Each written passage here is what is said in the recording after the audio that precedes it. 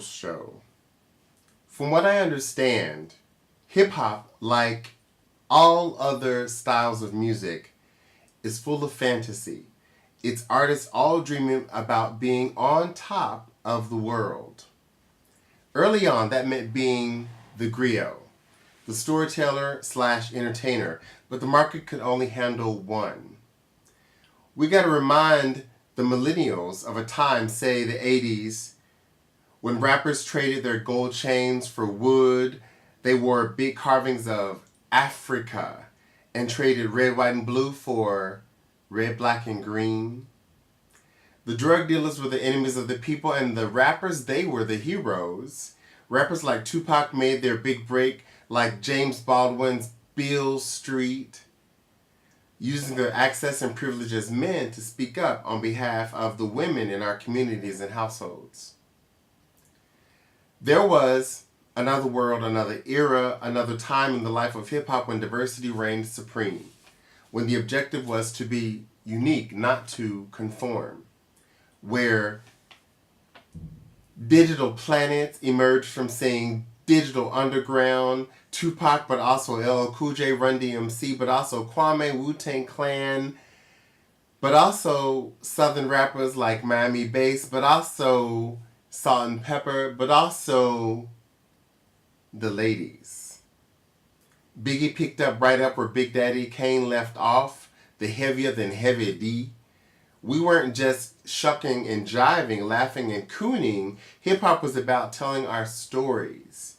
Sure, memories of the corner, the last of all America's poets, but we'd also just like to party and bullshit and party and bullshit.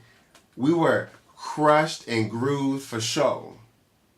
Then, of course, there were the women. Plenty of women at each turn. But again, what's a world without women? So, with all of that and more.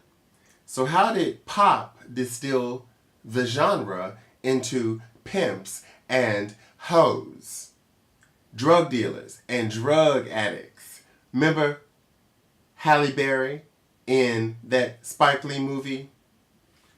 Pill poppers sounding like they're drizzling and drooling all over the track.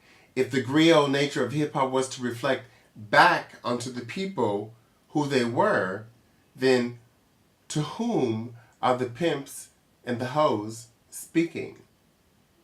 Certainly not to the streets. For the streets don't make platinum records. You could go gold on the streets like Too Short did, slanging mixtapes like Hard Boys slanged out of their trunks, but not platinum. For that, you gotta go global. Your core audience shifts far, far, far away from your people.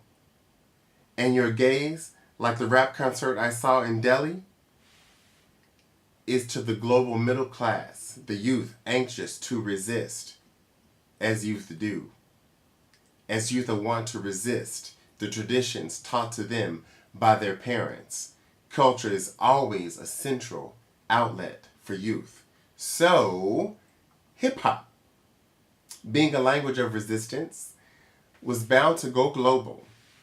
So why just the pimps? And why just the hoes? Why ain't the Dead Prez #1 on your MTV? Where is Nas when you need someone with street creds to represent at the Golden Globes? Why isn't the coup picked up by the local hit music station? Why do the masses only want to see their black people in pain? Why do the masses only want to see their black people in pain? Why the buffoonery and the coonery? Why niggas in chains? Evidently, this is how we like them. We breed niggas. Switch to any other channel, especially the news, and the niggas in chains. All that party and bullshit, cops. And then we vote. You tell me, why did the masses want to see the niggas in chains?